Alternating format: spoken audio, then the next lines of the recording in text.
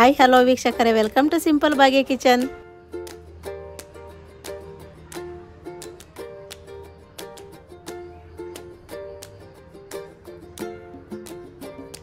ಇವತ್ತು ನಾನು ಹಾಗಲಕಾಯಿ ಸಾಂಬಾರು ಮಾಡೋದಕ್ಕೆ ಒಂದು 3/4 kg ಅಷ್ಟು ಹಾಗಲಕಾಯಿನ ನೋಡಿ ತೊಳೆದು ವಾಶ್ ಮಾಡಿ ನೀಟಾಗಿ ಹಚ್ಚಿ ರೆಡಿ ಮಾಡ್ಕೊಂಡು ಇಟ್ಕೊಂಡಿದ್ದೀನಿ. ಇದನ್ನೀಗ ಸೈಡ್ಗೆ ಇಟ್ಬಿಟ್ಟು ಮಸಾಲೆ ರುಬ್ಕೊಳ್ಳೋದಕ್ಕೆ ಒಂದು ಮಿಕ್ಸಿ ಜಾರ್ ತಗೊಂಡಿದ್ದೀನಿ. ಮಿಕ್ಸಿ ಜಾರ್ಗೆ ನೋಡಿ ನಾನು 3 ಟೊಮೆಟೊನ ಸಣ್ಣದಾಗಿ ಹಚ್ಚಿಟ್ಕೊಂಡಿದ್ದೆ. ಆ ಟೊಮೆಟೊ ಹಾಕ್ತಾಯಿದ್ದೀನಿ. ಹಾಗೆಯೇ 2 ಬೆಳ್ಳುಳ್ಳಿನ ಸಿಪ್ಪೆ ತೆಗೆದು ರೆಡಿ ಮಾಡಿ ಇಟ್ಕೊಂಡಿದ್ದೆ. ಆ ಬೆಳ್ಳುಳ್ಳಿನೂ ಹಾಕ್ತಾಯಿದ್ದೀನಿ. ಇವತ್ತು ಯಾವುದೇ ರೀತಿಯಾದಂಥ ಮಸಾಲೆ ನಾನು ಹುರ್ಕೊಂಡು ಮಾಡ್ತಾಯಿಲ್ಲ, ಹಾಗೆ ಹಸಿ ಮಸಾಲೆನೇ ಮಾಡ್ತಾಯಿದ್ದೀನಿ. ಒಂದು 3 ಈರುಳ್ಳಿನ ಸಣ್ಣದಾಗಿ ಹಚ್ಚಿಟ್ಕೊಂಡಿದ್ದೀವಿ. ಇದ್ರಲ್ಲಿ ಅರ್ಧ ಈರುಳ್ಳಿ ಮಾತ್ರ ರುಬ್ಬಕ್ಕೆ ಹಾಕ್ಕೊಳ್ಳೋಣ. ಇನ್ನು ಅರ್ಧ ಈರುಳ್ಳಿನ ಹಾಗೆ ಒಗ್ಗರಣೆಗಿಡೋಣ. ಸ್ವಲ್ಪನ ಹುಣಸೆಹಣ್ಣು ಹಾಕ್ತಾಯಿದ್ದೀನಿ ನೋಡಿ, ಒಂದು ಚಿಕ್ಕ ಗೋಲಿ ಗಾತ್ರದಷ್ಟು. ಅದೇ ಗೋಲಿ ಗಾತ್ರದಷ್ಟು ಒಂದು ಸ್ವಲ್ಪ ಬೆಲ್ಲ ಹಾಕ್ತಾಯಿದ್ದೀನಿ. ಸ್ವಲ್ಪ ಕೊತ್ತಂಬರಿ ಸೊಪ್ಪು, ಫ್ರೆಶ್ ಆಗಿರುವಂಥ ಸ್ವಲ್ಪ ಕೊತ್ತಂಬರಿ ಸೊಪ್ಪು, ಮತ್ತು ಹಾಗೆಯೇ ಒಂದು ಅರ್ಧ ಹೋಳಷ್ಟು ತೆಂಗಿನಕಾಯಿ ತುರಿ ಹಾಕ್ತಾಯಿದ್ದೀನಿ. ಇದ್ರ ಜೊತೆ ನಾನು ಧನಿಯಾ ಪುಡಿ ಹಾಕ್ತಾಯಿದ್ದೀನಿ. ಒಂದು 2 ಸ್ಪೂನಷ್ಟು ಧನಿಯಾ ಪುಡಿ ಹಾಕ್ತಾಯಿದ್ದೀನಿ. ನೀವು ಮಸಾಲೆ ನೋಡ್ಕೊಂಡು ಹಾಕ್ಕೊಳ್ಳಿ, ಎಷ್ಟು ಬೇಕೋ ಅಷ್ಟು. ಹಾಗೆಯೇ ಖಾರದ ಪುಡಿ ಹಾಕೋಣ. ಖಾರಕ್ಕೆ ಎಷ್ಟು ಬೇಕೋ ಅಷ್ಟು ಖಾರದ ಪುಡಿ ಹಾಕೋಣ. ನಾನು 1/4 ಟೀ ಸ್ಪೂನಷ್ಟು, ಚಿಕ್ಕ ಸ್ಪೂನಿಗೆ 1/4 ಸ್ಪೂನಷ್ಟು ಇದಾಗಿ ಖಾರದ ಪುಡಿ ಹಾಕಿದ್ದೀನಿ. ಸ್ವಲ್ಪ ನೀರು ಹಾಕ್ಕೊಂಡು ರುಬ್ಕೊಂಡು ಬರೋಣ. ನೋಡಿ, ಇಷ್ಟು ನುಣ್ಣಗೆ ಮಸಾಲೆನೇ ರುಬ್ಕೊಂಡು ರೆಡಿ ಮಾಡಿ ಇಟ್ಕೋಬೇಕು. ತರಕಾರಿಯ ರುಬ್ಕೋಬಾರ್ದು, ನುಣ್ಣು ರುಬ್ಕೋಬೇಕು.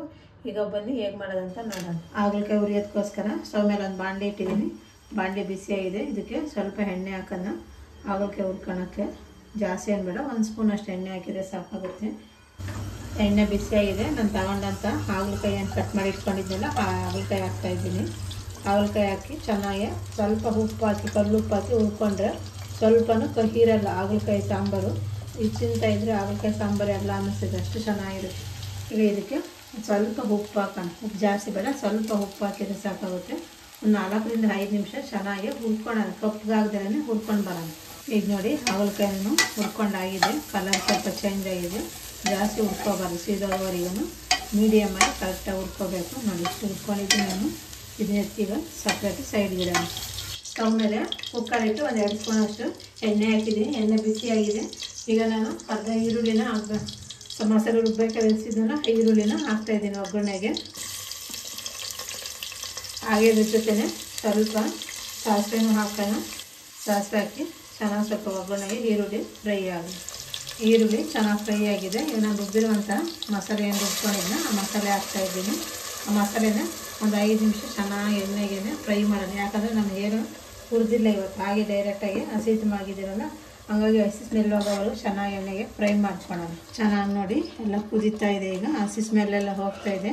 ಈಗ ನಾನು ಇದಕ್ಕೆ ಒಂದು 5 ನಿಮಿಷನ ತೊಗರಿಬೇಳೆನೇ ನೆನೆಸಿಟ್ಟಿದ್ದೆ. ಒಂದು 100 ಗ್ರಾಮ್ ಆಗೋಷ್ಟು ತೊಗರಿಬೇಳೆನೇ ಒಂದು 5 ನಿಮಿಷದವರೆಗೂ ನೆನೆಸಿಟ್ಟಿದ್ದೆ. ನಾನೇನು ಮಸಾಲೆ ರೆಡಿ ಮಾಡ್ಕೊಳ್ತೀನಲ್ಲ ಅಲ್ಲವರೆಗೂ ತೊಗರಿಬೇಳೆ ನೆನೆಸಿಟ್ಟಂತಹ ತೊಗರಿಬೇಳೆನೇ ಹಾಕ್ತಾಯಿದ್ದೀನಿ. ನೋಡಿ, ನಿಮ್ಗೆ ಬೇಕಂದರೆ ತೊಗರಿಬೇಳೆ ಹಾಕ್ಕೊಳ್ಳಿ, ಬೇಡ ಅಂದರೆ ತೊಗರಿಬೇಳೆನೇ ಸ್ಕಿಪ್ ಮಾಡ್ಕೊಳ್ಳಿ. ಹಾಕಿದ್ರೆ ಚೆನ್ನಾಗಿರುತ್ತೆ. ಹಳ್ಳಿ ಕಡೆ ಎಲ್ಲ ಬೇಳೆ ಹಾಕಿ ಮಾಡೋದು, ಹಾಗಾಗಿ ನಾನು ಬೇಳೆ ಹಾಕ್ತಾಯಿದ್ದೀನಿ. ನಿಮ್ಗೇನೋ ಬೇಡ ಅಂದರೆ ಹಾಗೆ ಡೈರೆಕ್ಟಾಗಿ ನೀವು ಹಾಗಲಕಾಯಿ ಆದರೂ ಹಾಕ್ಕೋಬೋದು. ಇದನ್ನೆಲ್ಲ ನೀಟಾಗಿ ಮಿಕ್ಸ್ ಮಾಡೋಣ. ಈಗ ನಾನು ಇದಕ್ಕೆ ಹುರ್ಕೊಂಡಂಥ ಹಾಗಲಕಾಯಿ ಏನಿದೆಯಾ ಅದನ್ನು ಹಾಕ್ತಾಯಿದ್ದೀನಿ. ನೋಡಿ, ನೀರೇನು ಹಾಕಿದಲೇ ಒಂದು 2 ಸೆಕೆಂಡ್ ಹಾಗೇ ಮಸಾಲೆಗೆ ತೊಗರಿಬೇಳೆ ಮತ್ತು ಹಾಗಲಕಾಯಿ ಎರಡೂ ಬೇಯಲಿ. ಚೆನ್ನಾಗಿರುತ್ತೆ. ಮಸಾಲೆ ಜೊತೆ ಬೆಂದರೆ ರುಚಿ ಟೇಸ್ಟ್ ತುಂಬ ಜಾಸ್ತಿ ಬರುತ್ತೆ. ಹಂಗಾಗಿ ಒಂದು ಸ್ವಲ್ಪ ಒಂದು 2ರಿಂದ 3 ನಿಮಿಷ ಹಾಗೇ ಬೇಯಲಿ, ನೀರು ಹಾಕೋದಕ್ಕಿಂತ ಫಸ್ಟ್. ನೋಡಿ, ಒಂದು 2 ನಿಮಿಷ ಆಗಿದೆ. ಚೆನ್ನಾಗೆಲ್ಲ ಬೆಂದಿದೆ. ಈಗ ನಾನೇನು ಮಿಕ್ಸಿ ಜಾರ್ ಇತ್ತಲ್ಲ ಅದನ್ನೆಲ್ಲ ನೀಟಾಗಿ ತೊಳೆದ್ಬಿಟ್ಟು ಆ ಮಸಾಲೆ ನೀರೇ ಹಾಕ್ತಾಯಿದ್ದೀನಿ. ನಿಮ್ಗೆ ಎಷ್ಟು ನೀರು ಬೇಕೋ, ಸಾಂಬಾರು ಎಷ್ಟು ಮಾಡ್ತೀರಿ ಅಷ್ಟು ನೋಡ್ಕೊಂಡು ನೀವು ನೀರು ಹಾಕ್ಕೊಳ್ಳಿ. ನೀರು ಹಾಕ್ಕೊಂಡ್ಮೇಲೆ ಒಂದು ಸಲ ಎಲ್ಲನ ಮಿಕ್ಸ್ ಮಾಡೋಣ. ನೀರೆಲ್ಲ ಹಾಕಿದಾಗಿದೆ. ಈಗ ರುಚಿ ತಕ್ಕಷ್ಟು ಉಪ್ಪು ಹಾಕೋಣ. ಉಪ್ಪು ಹಾಕಿ ಒಂದು 5 ನಿಮಿಷ ನೀಟಾಗಿ ಕುದಿ ಹಾಕ್ಬಿಡೋಣ. ಕ್ಯಾಪೇನು ಕ್ಲೋಸ್ ಮಾಡ್ದಲೇ ಒಂದು 5 ನಿಮಿಷ ಹಾಗೆ ಕುದೀಲಿ. ಒಂದು 5 ನಿಮಿಷ ಆಗಿದೆ. ಸಾಂಬಾರೆಲ್ಲ ಚೆನ್ನಾಗಿ ಕುದೀತಾ ಇದೆ.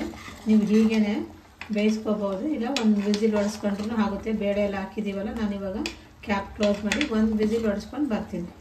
ಒಂದು ವಿಸಿಲ್ ಬಂದಿದೆ. ಏರು ನೋಡಿ ಎಲ್ಲ ಏರ್ ಔಟ್ ಆಗಿದೆ. ಈಗ ಓಪನ್ ಮಾಡ್ತಾಯಿದ್ದೀನಿ. ನೋಡಿ, ಎಷ್ಟು ಚೆನ್ನಾಗಿ ಕಾಣ್ತಿದೆ ಹಾಗಲಕಾಯಿ ಸಾಂಬಾರು. ಸೂಪರಾಗಿರುತ್ತೆ. ಈ ರೀತಿ ಒಮ್ಮೆ ಟ್ರೈ ಮಾಡಿ ಹೇಗೆ ಬಂದಿದೆ ಅಂತ ಕಮೆಂಟ್ ಮಾಡಿ, ಲೈಕ್ ಮಾಡಿ, ಶೇರ್ ಮಾಡಿ. ಹಾಗೆ ನಮ್ಮ ಚಾನಲ್ನ ಸಬ್ಸ್ಕ್ರೈಬ್ ಮಾಡಿ. ನಾನು ಮಾಡಿದಂತಹ ಹಾಗಲಕಾಯಿ ಸಾಂಬಾರು ಮುದ್ದೆ ಜೊತೆ, ಅನ್ನದ ಜೊತೆ, ನೀವು ಚಪಾತಿ ಜೊತೆನೂ ತಿನ್ಬೋದು, ಅಷ್ಟು ಚೆನ್ನಾಗಿರುತ್ತೆ. ಒಂದು ಸ್ವಲ್ಪನೂ ಕಹಿ ಇಲ್ಲದೇ ಹಾಗಲಕಾಯಿ ಸಾಂಬಾರು ಹೇಗೆ ಮಾಡಿದೆ ಅಂತ ನೋಡಿದ್ರಲ್ಲ ವೀಕ್ಷಕರೇ. ನೆಕ್ಸ್ಟ್ ವಿಡಿಯೋದಲ್ಲಿ ಸಿಗೋಣ.